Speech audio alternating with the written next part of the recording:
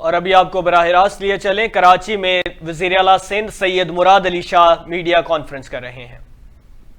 तो वो nerve centre नहीं होगा, हम ये सारी कोऑर्डिनेशन नहीं कर सकेंगे और लोगों को ये सर्विस पहुंचा नहीं सकेंगे। मैं वर्ल्ड बैंक का मशकूर हूँ, उन्होंने एक सिंध रेजिलियंस प्रोजेक्ट किया हुआ था, उसमें फंडिंग हमने उनसे रिक्वेस्ट की, अवेलेबल की। KMC ने गालिबन ये जगह दी और इस पर ये जो कमांड सेंटर है ये तैयार है, इस वक्त ऑपरेशनल है। इसमें इस वक्त 230 एम्बुलेंस, जिनमें से 213 हमें मिल चुकी हैं, बाकी 17 हमें मिलनी है। 230 एम्बुलेंसेज होंगी। फायर ब्रिगेड इसके साथ इंटीग्रेटेड है और आपने फायर ब्रिगेड की गाड़ी भी देखी जो इधर हमने बनवाई है।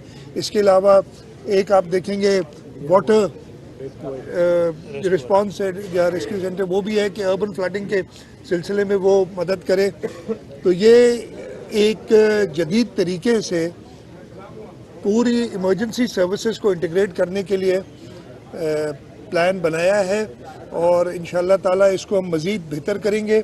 और जैसे मैंने कहा, पुलिस भी इसके साथ इंटीग्रेट होगी। इधर आके ये 1122 का नंबर है, मैंने खुद फ़ोन करके, आप लोगों ने, कुछ लोगों ने देखा भी होगा, जब मैं अंदर था तो मैंने मोबाइल उठा के फ़ोन किया तो मुझे जवाब भी मिला। मैंने वहाँ पे यही समझ लीजिए क्रैंक कॉल की कि जी आग लग गई है सदर में, तो उन्होंने मुझसे लोकेशन मांगी। फिर मैंने कहा नहीं भाई, मैं इधर ही खड़ा हूँ आपके रेस्क्यू सेंटर में। उनको किसी को पता नहीं था, पीछे साहब थे, बच्चा था जो कि ये रिस्पॉन्ड कर रहा था। एक दो सजेशंस दी हैं कि जैसे ही कॉल आए तो उस शख्स के सामने उसकी लोकेशन आ जाए ताकि उसे पूछना ना पड़े कि लोकेशन कहाँ है। उसके साथ साथ ये भी पता चलेगा कि अगर वो गलत बात कर रहा होगा कि मैं इधर गुलशन में खड़ा हूँ और कह रहा हूँ सदर में आग लग गई, तो उसे पता चल जाएगा कि क्रैंक कॉल है। ये जो सॉफ्टवेयर में कुछ बेहतरी और भी आई एम श्योर जो बेस्ट प्रैक्टिसेस हैं दुनिया में वो हम इसमें इंक्लूड करेंगे। और ये यहाँ के अलावा 5 और सेंटर्स आपने शहर में, 5 सेंटर्स और शहर में जो इनके स्टेशंस है जहाँ से ये डिस्पैच कर सकते हैं। होता यह है कि जब एक इमरजेंसी कॉल आती है और इन्हें पता चलता है, ये नक्शे पे देख लेते हैं जो करीब तरीन जो इनके होंगे एम्बुलेंस सर्विस या फायर रेस्क्यू, उनको ये मैसेज करते हैं जी यहाँ पहुँचो। अभी बताया है मुझे कि जी 1122 एम्बुलेंस सर्विस में तकरीबन 9 से 11 मिनट में एम्बुलेंस पहुँच जाती है। इसको और मज़ीद बेहतर करेंगे इंशाअल्लाह ताला, ताकि इस शहर के लोगों को, इस सूबे के लोगों को, हैदराबाद और सक्कर में भी लाड़काना में शुरू किया है और बाकी सूबों पे भी जाएंगे। हाईवेज पे हमारा है ताकि इस सूबे के लोगों को हम एक बेहतर सर्विस दे सकें। अच्छा सर, एक तरफ आप ये सर्विसेज दे रहे हैं तो दूसरी तरफ आपके इत्तेहादी जो है वो शोला बयानी से आपको कब्जागीर कह रहे हैं, वडेरों का कब्जा है, शहरी इलाकों को हम उनसे निजात दिलाएंगे और बहुत सारी बातें की जाती हैं। तो ये किस तरह की सियासत हो रही है? एक तरफ साथ बैठे हैं, दूसरी तरफ जो है इस पे मैं यही कहूँगा कि, और पंजाब की सूरत मैं अमीद आपको कहूँगा कि मैं अब वो कहना नहीं चाहता, इस पे आप अपना वक्त ज़ाया ना करें। मीडिया अपनी स्पेस का तो ज़्यादा बेहतर है। हम साथ मिलके काम करना चाहते हैं और हम साथ मिलके बैठ के काम कर रहे हैं। कोई किसी इंडिविजुअल को अगर कोई इस पे इतराज़ हो सकते हैं तो अपनी मर्जी से करता है, लेकिन हम आंगी से काम कर रहे हैं।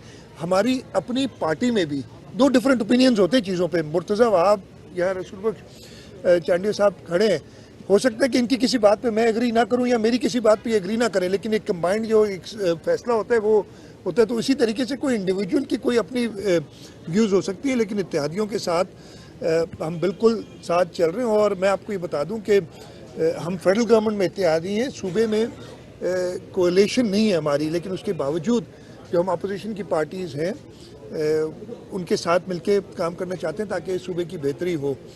दूसरा आपने क्या, पंजाब वाली सूरत में क्या कहेंगे? वज़ीर आला को गवर्नर साहब ने हटा दिया। देखिए, मैं वज़ीर आला साहब को एक सिर्फ सजेशन ही दे सकता हूँ। मेरा आइनी तौर पे जब गवर्नर ने कह दिया था, और इस पे पिछले कोर्ट की जजमेंट्स भी मौजूद हैं, जब मंजूर वट्टू साहब के ख़िलाफ़ वोट ऑफ कॉन्फिडेंस की बात हुई थी, गवर्नर साहब को ये इख्तियार है आइन के आर्टिकल 130 सबसेक्शन 7 सब आर्टिकल 7 के तहत कि वो असम्बली बुला सकते हैं किसी वज़ीर आला को ये कहने के लिए कि अपना वोट ऑफ कॉन्फिडेंस लें।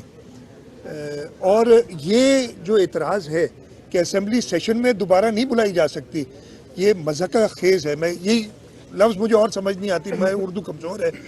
इट इज़ अ जोक, इसलिए कि ये तो बड़ा आसान है। अगर मुझे अपने खिलाफ वोट ऑफ नो कॉन्फिडेंस या वोट ऑफ कॉन्फिडेंस नहीं कराना है तो मैं आज असेंबली इजलास बुलाऊं।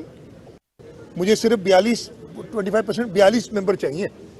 असेंबली इजलास बुलवाऊं स्पीकर से और उसको मैं आज बुला के न साल बाद एडजर्न कर दूं। साल जी सेशन चल रहा है तो ये वो एक मैं ख़त्म कर लूं। बहुत ही वीक आर्ग्यूमेंट है और आई एम श्योर अब ये कोर्ट में मामला पहुंच रहा है। मैं तो कह रहा हूँ कोर्ट में मामला पहुंचने की ज़रूरत ही नहीं है। अगर वज़ीर आला साहब समझते हैं कि उनको वहाँ शायद 186 की स्ट्रेंथ चाहिए, कि उनके पास 186 मेंबर मौजूद हैं, वो हाउस बुला के इस वक्त भी करेंगे, वोट ऑफ कॉन्फिडेंस ले लेंगे तो गवर्नर सेटिस्फाई हो जाएंगे। क्या आइन क्या कहता है कि if the governor is satisfied that he does not command the majority of the members, अगर वो 186 मेंबर के साथ वोट ऑफ कॉन्फिडेंस ले लेंगे तो गवर्नर साहब को जवाब मिल जाएगा। तो ये खुद ही आईनी पेचीदगी बनाएगी जब आइन में एक वोट ऑफ कॉन्फिडेंस। और पंजाब असेंबली के रूल्स में ये भी है कि अगर गवर्नर अवॉइड करे, फिर refrains from taking this vote of confidence, then he is deemed the chief minister is deemed to have lost his majority in the house.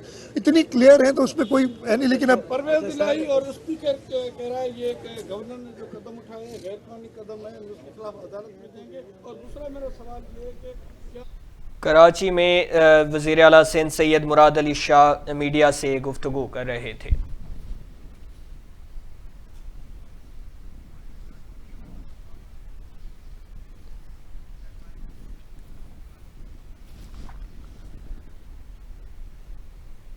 News studio से फिल वक्त इतना ही। मजीद बाखबर रहने के लिए देखते रहिए वॉइस न्यूज़।